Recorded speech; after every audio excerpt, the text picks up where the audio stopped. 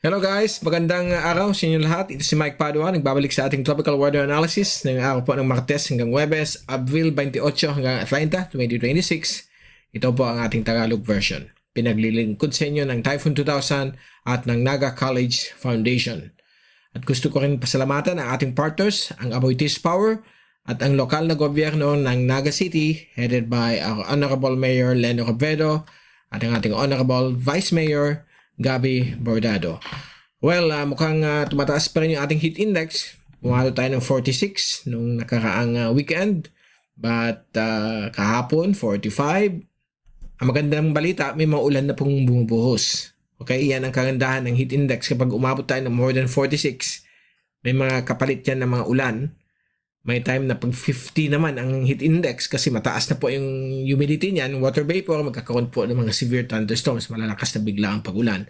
So nakakaranas tayo ng up to 5 millimeters na ulan, biglaan, mga panandalian lamang. So which is a little bit good news na rin yan kasi experience natin sobrang init nowadays. So ito yung ating latest GovSat. At yan po, meron tayong na umiiral na easterlies. Nagbibigay na rin mga localized thunderstorms sa silangang bahagi po ng ating kapuluan, ang gitna at katimugang Luzon, Metro Manila. Dito rin po sa may Visayas, Palawan, Mindanao. At dito po sa silangan po natin sa may west of Guam, o papalapit sa Yap, meron po isang ditong elongated na tropical wave na magbibigay rin po dyan mga paggulog at pagkidlat. Dito po sa may malayo po ito sa may Eastern Micronesia o sa may Marshall Islands, southeast of Pohnpei, ay meron po tayo ditong namuong low pressure area. Ito po si LPA 91W, low chance po ito na maging bagyo. Naka-embed po siya sa naging aktibo na yun na Intertropical Convergence Zone. May frontal system dito sa may Japan.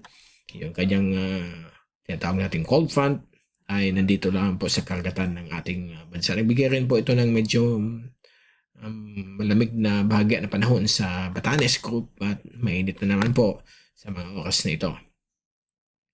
So ito po yung papakita natin sa inyo ang fast animation mula sa University of Wisconsin Tropical Cyclone page. So yan po yung tropical wave. Unti-unti po siyang kumikilos patungong kanluran sa general direction po ng dagat Pilipinas patungo sa may silangan Mindanao. So baka magbigay ito ng mga thunderstorms sa mga susunod na araw ng weekend, lalo na sa first few days ng Mayo. Sa Mindanao lang po ang pinapakita ng mga forecast.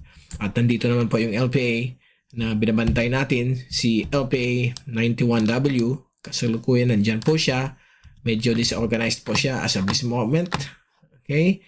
At sa ating zoom in satellite animation mula sa Windy, UMEDSAT, yan po, kita po ninyo for the past 24 hours simula kahapon ng tanghali hanggang ngayon ay may mga kumikindat-kindat na po mga localized thunderstorms. Sa mga oras na ito, may mga malalakas na severe thunderstorms sa Palawan, which is a good relief sa mga farmlands nila. At dito rin po sa may kanlurang Mindanao, sa Zamboanga, may mga thunderstorms na rin namumuo. At sa ibang bahagi naman po ng ating kabulaan, sa Bicol, may mga isolated patches of thunderstorms. And also dito sa may Visayas, na inaasahan natin hapon-hapon. But for the first few days ng May, mukhang nasa 40 to 50% naman po ang probability ng mga ulan.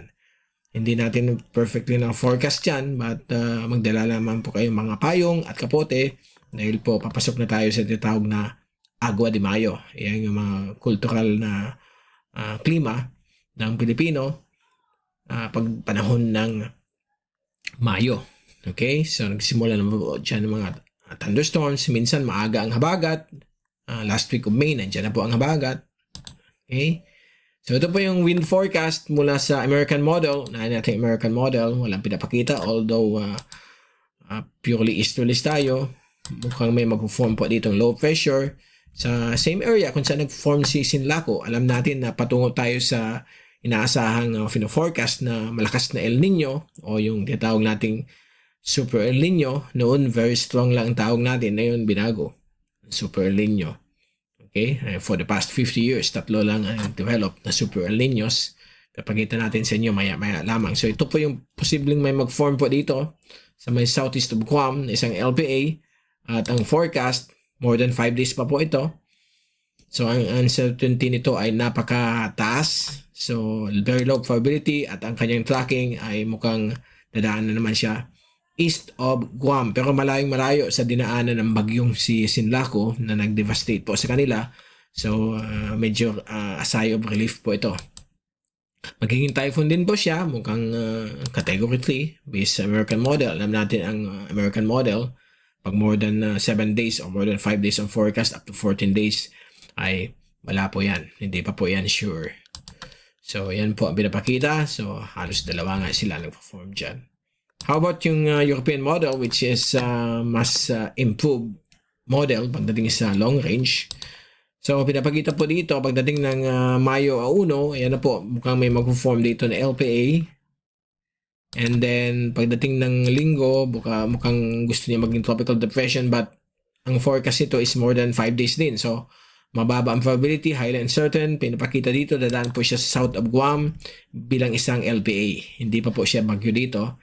And then, pagdating ng Mayo 5, may isang mag-form sa likod niya na kaparehas ng American model. So, ito yung mukhang lalakas. And then, ang tracking nito sa likod niya, same din sa American model. Dadaan po siya sa may east of Guam, sa Mayo 8, Mayo 9, Mayo 10, hanggang Mayo 11. Pero again, ang probability nito ay napakababa. Highly uncertain, pwede pa po itong magbago, so babantayin po natin. Pag pumasok na tayo within 5 days, yan ang medyo mataas na ang probability. And then, itong LPA dito ay mukhang stationary, malapit sa Palau, at mukhang malulusaw. Common po yan, pag meron po tayong malalakas na El Nino na nagpo-form, ang formation po ng mga bagyo ay banda dito. Okay, dyan po sila nagpo-form. Hanggang lilitan natin itong satellite para makita ninyo. Yan, itong model. So, yan yung Hawaii. Ang formation area po ng mga bagyo pag tuwing El Nino, Super El Nino. Super El Nino na lang kasi pag El Nino o mahina o katamtamang El Nino hanggang sa loob ng Philippine Area of Responsibility may nagpo-form. So, dito sila nagpo-form usually ang mga bagyo. Okay? So, malayo ang tinatravel nila, kaya marami ang mga super typhoons, nag-average ng 7 hanggang 8. But most of them ay hindi nagla-landfall sa Pilipinas. Pwedeng may isa, pwedeng wala. So, yan, minimal lang na bagyo.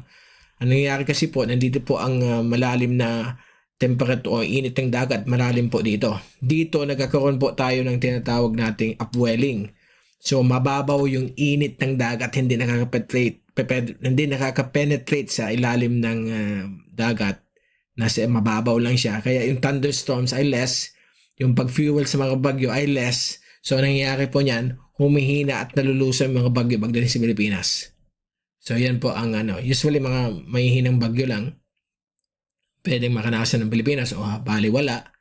May nangyari noon middle ng 2002, may mild El Nino. Ang last na bagyo is si Milenyo. August 2002, pumasok siya ng Philippine Area of Responsibility.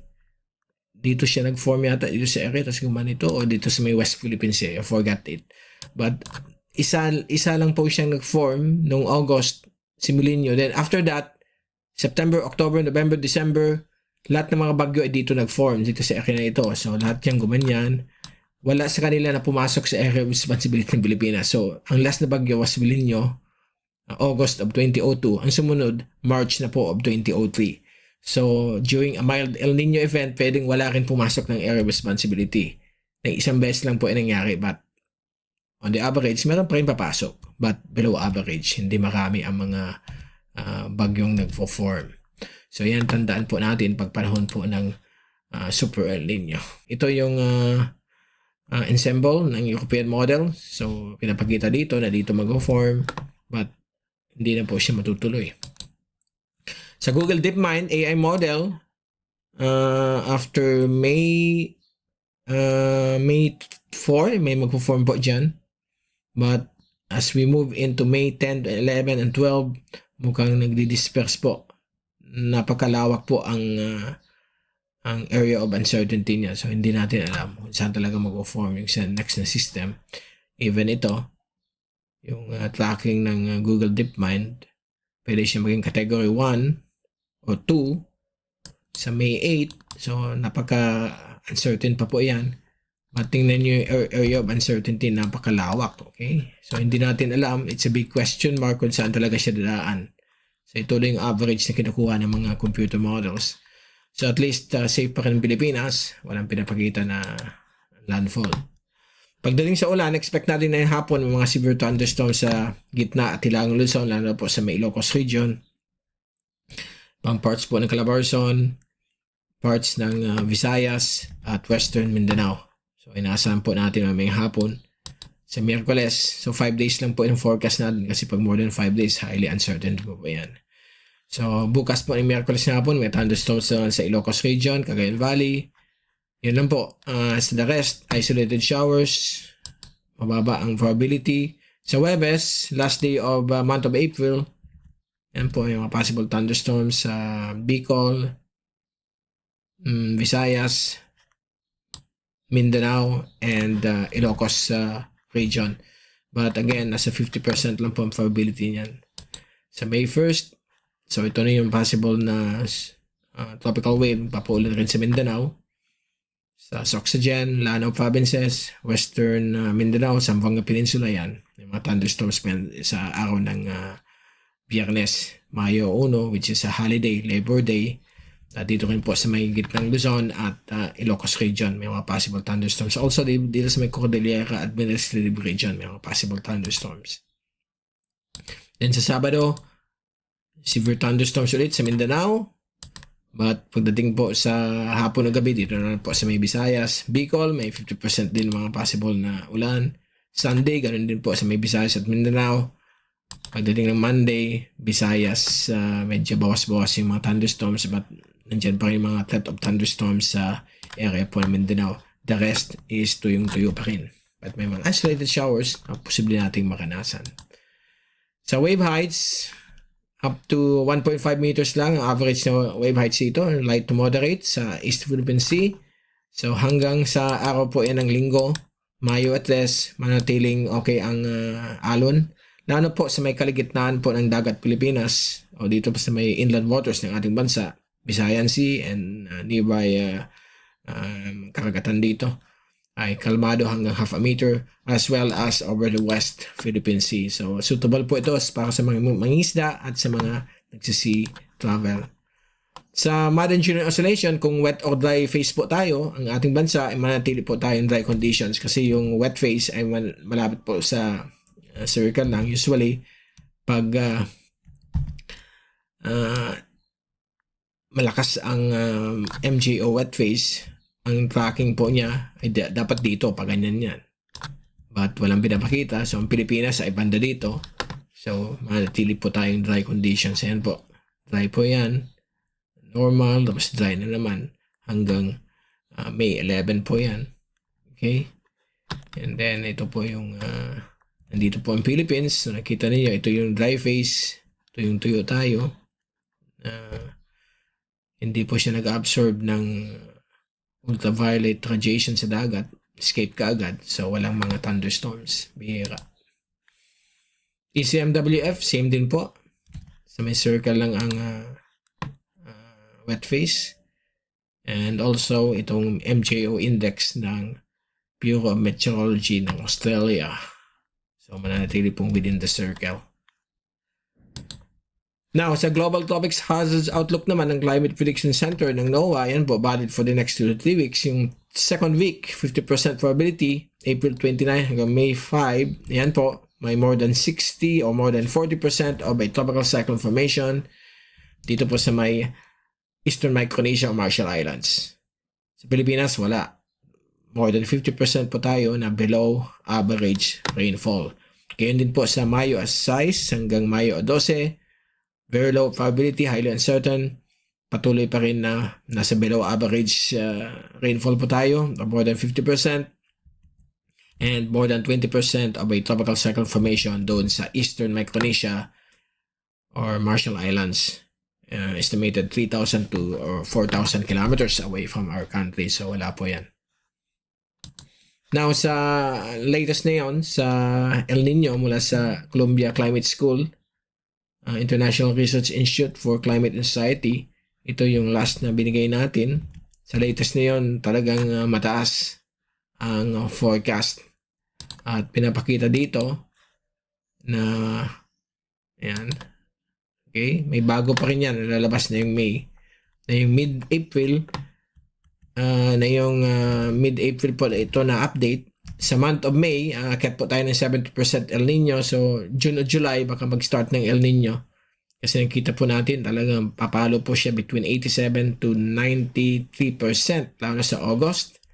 Then, pagdating ng September, October, November, manatili po nasa more than 90% ang probability ng El Nino. December 2026 until January, February 2027, nasa 87% pa rin na nasa El Nino po tayo. So, we will confirm kung talagang super El Nino ito or moderate El Nino pagdating ng next year na po yan. Pag tapos na po ang El Nino, malalaman natin kung gaano siya kalakas. Kasi these are forecast, okay? At nakikita niyo ito yung past super El Niños o very strong El Nino, 1982-83, 1997-98, and 2015 and 2016. So, ito po yung 1997-98, 2015 and 16. Ito naman po yung counterpart, yung La Nina. Hanggang strong La Nina lang. Walang pinapakitang very strong. Okay, and then dito po sa El Nino, nagkaroon tayong strong El Nino. Pumasok bahagya sa very strong, but nangyari po yan noong 2023-24. So, magiging problem po niyan ay yung kulang ng tubig ulan. So, affected po ang mga farmlands. Okay, yan po ang historical effects ng Super El Nino 1982-83, 1997-98, and 2015 and 16. So, kakaroon po yan ng grabing effects sa mga farmlands. So, mag-ingat po tayong lahat at prepare for the worst. Ang mangyayari po niyan pag may El Nino, ang rainfall natin ay bawas na bawas, below average. Lalo na po sa buwan ng Hulyo hanggang Abril. Yan pong epekto ng below average rainfall. Not necessarily mawawala talaga o zero ang ulan. Meron pa rin ulan, but example, kung ang ulan natin dito sa Bicol nasa 200 millimeters sa buwan ng September o October, pag may El Nino, bawas yan ng 150 o 100 millimeters lang o 50 millimeters. Pero pagdating ng hot dry season, mas sobrang bawas talaga. Okay, so yan po ang magiging effect. Pag may El Nino naman sa ibang areas, grabing ulan, gaya dito sa China, ito, grabing ulan, sa may Japan, sa US, California, Florida, Texas, yan, grabing ulan yan. So may mga iba-ibang effects ang El Nino at La Nina. Pag La Nina naman, dahil sa kanila, sa atin naman, grabing ulan. Okay, so ito yung ERI multimodal probability forecast sa ulan between May to hanggang ano na po ito, May to October.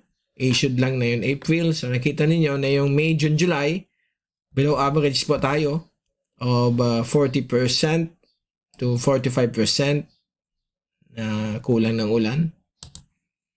Pag June, July, August, akit ng 45% sa Mindanao lang. Dito lang yan. Okay, sa Mindanao, mapapansin niyo, bakit kaya umakyat ng 40 to 45% o 40% above average rainfall sa Luzon at Visayas at Mimaropa? Dahil po yan sa pagpasok ng habagat. Pag panahon ng habagat, kahit may El Nino, La Nina, patuloy pa yung epekto niyan. Lalo na pag may mga bagyo na malayo, talagang hilayan ang habagat, grabe pa rin ang ulan. So may bonus pa rin ang El Nino. Kahit na may papalapit tayong El Nino, may effect pa rin ang habagat, may mga malalakas din na ulan. So makakaipon pa rin yung mga dams. Kaya lang kung makaka-persist po sila hanggang May of 2027, yan ang biggest question. Kasi pagdating ng July, August, September, normal na naman yung ulan sa buong bansa except for Mindanao. Below below normal po ang ulan, 40 to 45% below normal. Then pagdating ng August, September, October, yan na po, may feel na natin ang unting-unting pag-effect ng El Nino. 40 to 50% probability ang below average rainfall, lalo na po sa may Mindanao, dito sa may Hilagang Luzon. So magtipid po tayo, mag-prepare for the worst. So sa susunod na buwan, meron tayong latest update na naman sa El Nino. Sana mild, mag-weekend o normal na sana. Okay? Kaya lang may pros and cons. Pag normal at weak lang ang El Nino, magkakaroon po tayo ng mga bagyo na naman yan. Pag malakas masyadong El Nino, bihira po ang bagyo sa atin. May papasok sa PARB at bihira ang landfall. May mga isa, dalawa, tatlo lang nag-landfall. So we will wait and see and observe. Okay, so hanggang sa darating pong weekend, babalik ulit tayo sa another update. Ito si Mike Padre magpapaalam. Mag-ingat po tayong lahat via #weatherwiser. At maraming salamat po sa pagpanood sa aking channel, pagsuporta. God bless po sa inyo lahat.